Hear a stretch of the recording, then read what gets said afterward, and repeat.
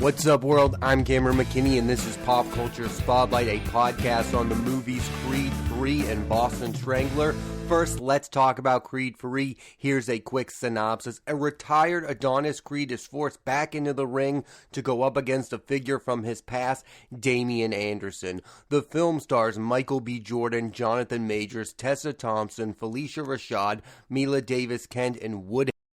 Standout performances. Michael B. Jordan not only returned for the role of Addonis Creed for the third time, he also directed the film in his directorial debut, and it's impressive. But first, I want to talk about Michael B. Jordan as an actor, because he's become weirdly underrated. Most view him merely as a movie star and not a great actor, and I find that to be insane. Just watch Fruitvale Station. He's amazing in it, and has brought that kind of acting chops to bigger studio films. The Free Creed movies and Black Panther, in which he gives my second favorite villain role performance in a superhero movie other than Heath Ledger. He's an electric and flashy He's a legitimate movie star. You could watch him do anything and find it in.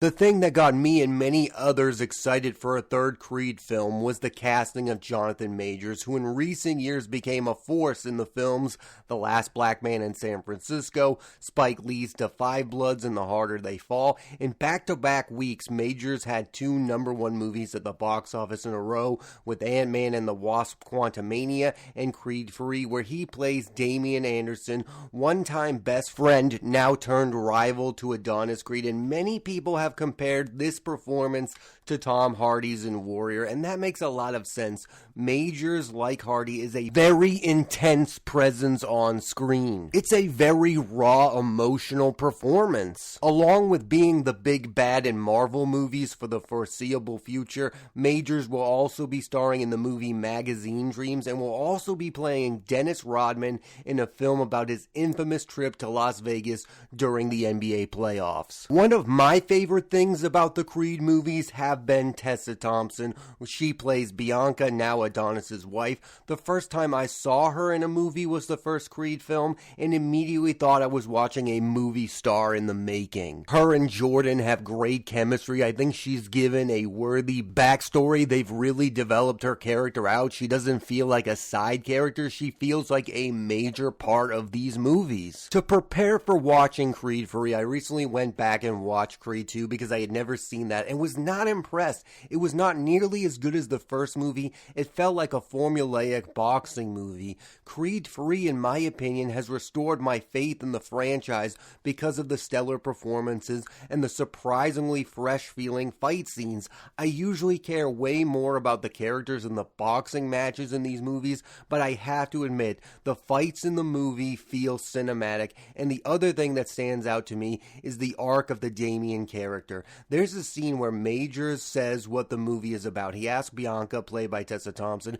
how does it feel to see someone else sing your song? Because that's what the character is feeling. He is feeling like he is watching somebody else, in this case Addonis Creed, live out his life. And if you haven't seen the movie yet, you might hear that plot and go, wow, that sounds really basic and simplified. But I think what elevates this movie over others is the performances of the three major movie stars. I mean, you have Michael B. Jordan, Jonathan Majors, and Tessa Thompson. Most films do not have three movie stars at the absolute top of their game. They are elevating the material. That's what good acting and that's what star power does. It elevates it. I think the plot is really good, but I of course think it's a lot better because I'm seeing Michael B. Jordan and Jonathan Majors share the screen together, and you will watch these guys do literally anything. They have star power, and so does Tessa Thompson. And that's something that you find in every great boxing movie, is it's about the performances. Raging Bull is about Robert De Niro. The first Rocky movie is about Sylvester Stallone becoming a movie star. The Fighter is about Mark Wahlberg and Christian Bale and Amy Adams. I mean, they are giving all-time performances in that movie. I love The Fighter. I don't care about the story of Mickey Ward. I care about Mark Wahlberg and Christian Bale, and I feel the same way about Warrior. Warrior. The reason that movie has become a cult favorite among many people is because of Tom Hardy and Joel Edgerton and the great Nick Nolte, of course. Like, that movie is about the performances. Yes, I love the plot. I love the plot of two brothers coming together to fight in one big bout. But if in the wrong hands, that movie could go wrong. And the same thing with Creed 3. Like, this movie works because of the actors that are in it. Let's talk about an actor who isn't in Creed 3. I mean, many have taken note the absence of one Sylvester Stallone. Not only is Rocky not even in the movie, he's mentioned only briefly in passing, and I for one think that's a good thing. This movie was the first of the Creed films that wasn't about Adonis's relationship with Rocky or his father Apollo. It was about him dealing with his past and becoming a father. I think this was the first Creed movie that was solely about Adonis Creed. I think this was Michael B. Jordan taking the mantle of being the face of this franchise. He wasn't sharing it with Sylvester Stallone. It was all about Michael B. Jordan, and I think that was the right choice. I didn't need Sylvester Stallone to be there to be a mentor figure. We'd seen that in Creed 1. We've seen that in Creed 2. Sylvester Stallone had a fantastic run as the character of Rocky, but I think it's time to retire that mantle and never play that character again. And I know part of the reason he wasn't in this movie because he wants the rights back to being that character. I just personally don't need to see Sylvester Stallone play Rocky Balboa ever again. And clearly his absence didn't affect the franchise. The movie has been a gigantic hit at the box office, making over $58 million on opening weekend, the highest opening for the Rocky franchise. These films are always going to make money, but it's pretty cool to see a movie this good doing well at the box office, and it's good to see that this film can have star power outside of Sylvester Stallone. Like, they picked the right guy in Michael B. Jordan. I knew that after seeing the first Creed movie. That was the first time I ever saw Michael B. Jordan, and it was the first time I ever saw Tessa Thompson, and immediately I knew I was watching future movie stars. Overall, I had very high expectations going into the movie because of Michael B. Jordan, because of Tessa Thompson, and because of Jonathan Majors, and the movie exceeded those expectations. And Michael B. Jordan is not just a movie star, he's also a promising director with a bright future. I hope he continues to work with Jonathan Majors. The best boxing movies have a great rivalry, and the one between Adonis and Damian makes this entire movie go. I mean, you watch a ton of boxing movies, and you don't even care about the fight, because the person who's playing the rival boxer is barely a character in the movie. It's always about the leading character. I feel like the best fighting movies are the ones where both fighters feel larger than life. You have that in Warrior with Joel Edgerton and Tom Hardy. You have that in the first Rocky movie with Rocky vs. Apollo Creed. And you have that in Creed 3. I mean, the other Creed movies, I can't even tell you who he went up against because they weren't memorable characters. The character of Damian Anderson made this movie what it is, which is better than Creed 2, and I think almost up there with the first Creed movie. This movie has me saying something I never thought I would say. I could see Michael B. Jordan play this character 3 or 4 more times because I'm invested in it as a franchise again. Like, when I had watched Creed 2 the other day, I was done with it. I was like, okay, this really has reached a turning point where I don't need these movies. I'm not that invested. I'll go see Creed 3 and I'll probably be done with it. But this movie has me thinking that there is a future for this franchise. I want to see Michael B. Jordan play this character again. I'd love to see Jonathan Majors get his own movie about this character. I want more Creed movies in my life. That's how good this movie is I think it saved this franchise from becoming irrelevant. I think the movie was going to do well financially either way, but it exceeded it by doing well critically, and I would say right now, Creed 3 is the best movie of 2023. Now let's switch gears and talk about the movie Boston Strangler. Here's a quick synopsis. Loretta McLaughlin and Gene Cole, 2 reporters for the Boston Record, investigate and attempt to connect a series of murders. The film stars Keira Knightley, Carrie Coon, Chris Cooper, Alessandro Nivola, David Dashmalchian, Morgan Spector, and Bill Camp. Standout performances. I have long thought of Keira Knightley as an underrated talent. Yes, she's been nominated for 2 Oscars, but is never brought up as one of her generation's nominations Best Actresses, which she clearly is, and she carried this movie, Boston Strangler. She's in almost every scene. It's one of her best performances. In the film, she plays Loretta, who is tired of writing for the lifestyle portion of the magazine and wants to be taken more seriously as a reporter. It's like I was talking about with Michael B. Jordan earlier. Like, Keira Knightley is not only as a movie star, she's more than a movie star. She's a great actress as well, and she's always so believable in every role she's in. And I think people become so obsessed with her star power that they disregard her acting abilities. These people are not just movie stars, they are great actors. And her co-star in this was Carrie Coon, who became well known for being in the HBO series The Leftovers, and since has been in interesting movies The Nest with Jude Law, Ghostbusters Afterlife. In this, she plays Jean Cole, who has been at the job longer than Loretta, thus she is more jaded. I will say, going into the movie, I thought it was more of a two-hander than it was going to end up being. Like, it really became Keira Knightley's movie. Like, there was a lot of scenes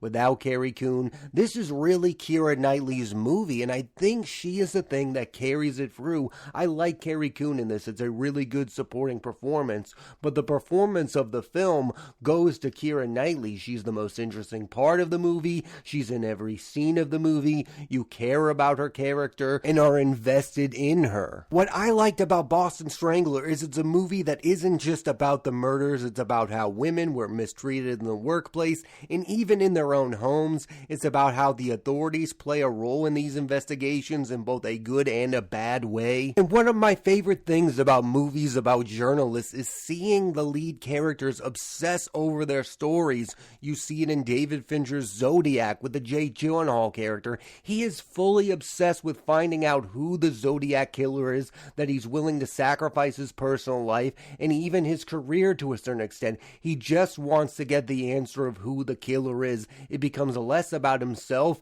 and more about the main goal. And you see that exact same thing in Boston Strangler. Loretta sacrificed her social life and time with her family to uncover who the killer was. This was years and years of her life, and nowadays everyone is after instant gratification for what they are doing. I can never do what she did, and it's something that even today is undervalued. I mean, they spent crucial times of their lives investigating with no acknowledgement of what they were doing. There was no money being made. They just invested in what they were doing because they thought it was for a good cause, and absolutely it was. But nowadays, it's all about instant gratification. It's all about getting likes. Investigative reporting, I believe, is at an all-time low in 2023 because we don't give reporters enough time to give us the full picture of their stories. We're always going after instant reactions about everything nowadays, when this was something that had to be uncovered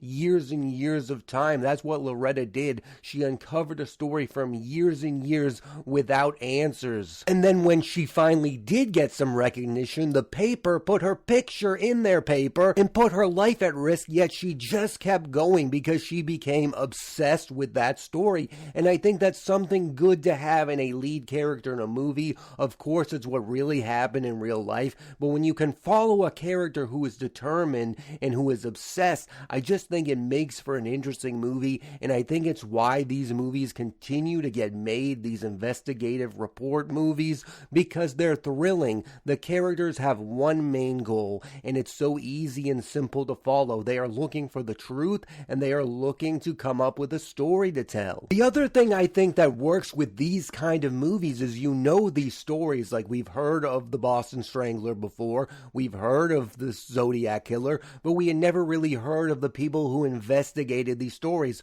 So as the movie goes on, you learn more and more about Loretta as a person, and then you become a fan of her. So you're rooting for her to uncover the story. You're learning about the person and not about the story. I know when watching a movie, you can become obsessed with learning about what the plot of the movie is. Well, when you make a movie about a real life story, we already know the plot as a society, so we can concentrate more on the characters. And I think when I was watching this movie, I was concentrated on Loretta as a person, and I was rooting for her to be the one to uncover the story of the Boston Strangler. And that's why I think it works as a movie, and Keira Knightley's performance really elevates elevated the film for me because I was rooting for her to be the one to uncover the story. Yes, I was invested in finding out who the killer was, but I was equally invested on who this person is, and that's what the best journalism movies have, is they have you invested in the reporters. A lot of critics have watched this movie and they've said things like, I've seen a movie like this before,